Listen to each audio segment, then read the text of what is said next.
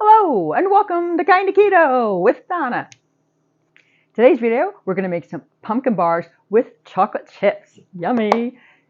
To celebrate fall. So come along with me. I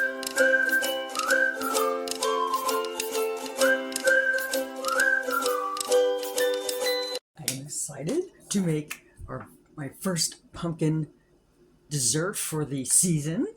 It's always very exciting. And so this is the ingredients you're going to need. This is from Wholesome Yum, and I will leave a link to that in the description. And as I said, it's most things that you normally have on hand. So you've got your almond flour. I just keep coconut flour. I think when it has the both, it's just a better texture. So I really like recipes that have that. Your monk fruit sweetener, classic. You always find a good deal over at Big Lots, so go to Big Lots if you've got one. And xanthan gum. And I always double check the recipe when it says baking soda and not baking powder, but it says baking soda. Obviously your pumpkin. And it's 1 cup, aka 2 sticks of butter, and I used unsalted butter. She has all the spices separately, but I've got some pumpkin pie spice, so we'll use that. Vanilla extract, a star in baking, a little salt, and 2 huevos.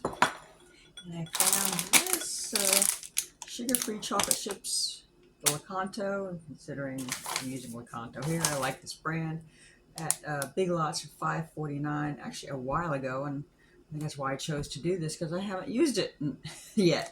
So I thought I'd pick something with chocolate chips in it. Yay, let's get to making some pumpkin bars with chocolate chips.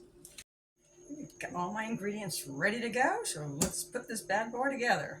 So in the bowl I have the 1/2 cup, so it's divided in half, 1/2 cup of the granular sweetener, which I used monk fruit.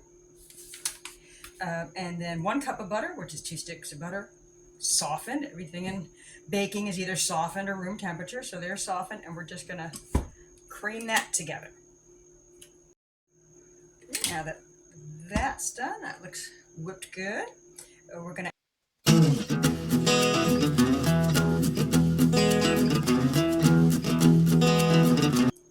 so it's definitely coming together. Thought it was ruined there for a minute, but I don't think so. Okay, now is the time for the pumpkin. I think this is one of those, certain baking, or you definitely have to have everything just perfect. I think this is a little more relaxed than that. Okay, I'm going to mix that in and then get our dry ingredients together. Okay, so for the dry ingredients, I've just mixed them separately in a bowl here, or about to mix them. So for right now, I have 1.5 cups of the almond flour and 1/2 cup of the coconut flour. And to this, I'm going to add a teaspoon of baking soda. Remember, soda, not powder. But I have seen that in several recipes, so there must be some reason for it. Okay. Okay, 1/2 teaspoon of salt.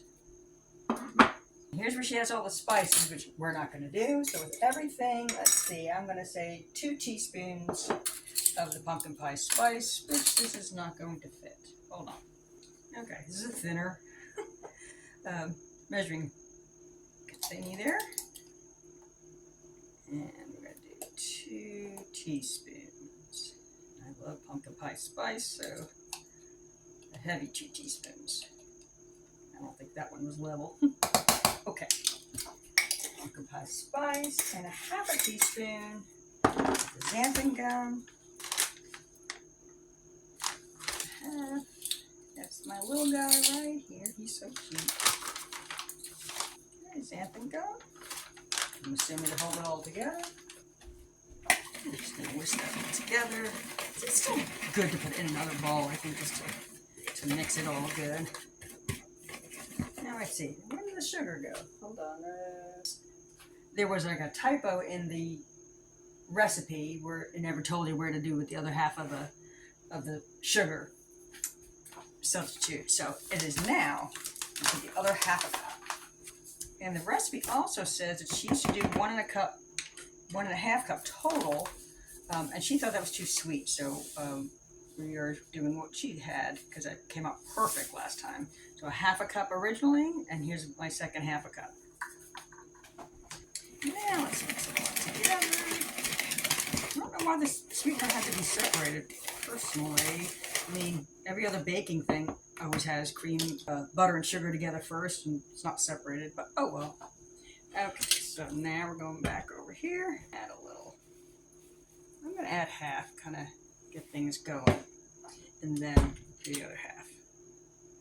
All right, cover yourself up.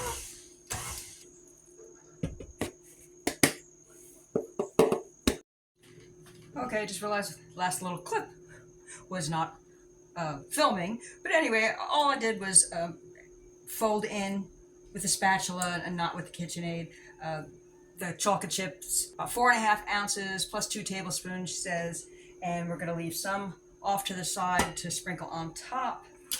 But right now I'm just putting it in my parchment lined pan, which, although it takes an extra minute to do, it is much easier to cut later, easier to clean the pan too. I have really, when I'm doing bars and stuff, I do really like the parchment paper. And then I've got my oven on 350. It's preheating now. Actually, I think it just got preheated. So we're just going to smooth this out. Once you got spread out as evenly as you can, you just take a couple extra chips and sprinkle on top. I guess it's so you make sure they can see chips. The others maybe just get sunk in a little bit. And we are going to put it in the 350-degree oven for about 30-35 minutes, as usual. Check your own oven. I wrote myself a note here that I did between 28 and 30 minutes. So that's what I'm going to do. And I take off my little clothes clips. They come in so handy. And we're going in the oven. Ooh, a loner. In my oven, checking in about 28 minutes. And the edges look brown, not burnt.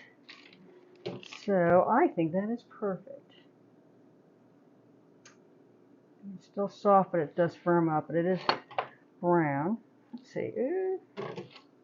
Just wait for it to cool completely and then cut into bars. That's the hardest part, waiting.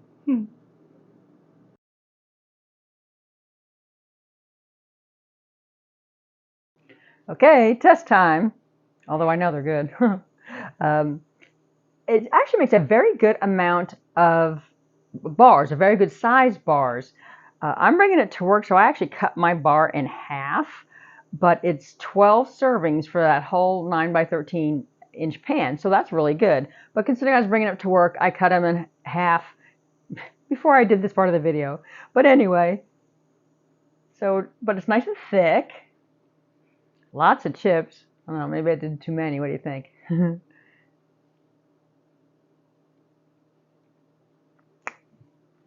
Very soft, very moist. Definitely make sure it's completely cooled before you cut it. I wasn't sure if mine was technically underdone. I could have done maybe 3 more minutes in the oven, but I always get a little nervous with almond flour. And I know that's the time I did last time I did these bars. But anyway, once it's cooled and everything, I thought it was a little underdone, but it seems fine to me. I'll take it. Well, if you liked this video, please give it a like. If you like content like this, low carb and keto ideas to keep your journey still fun, then consider subscribing. I will leave a link to this recipe in the description box. And until next time, bye!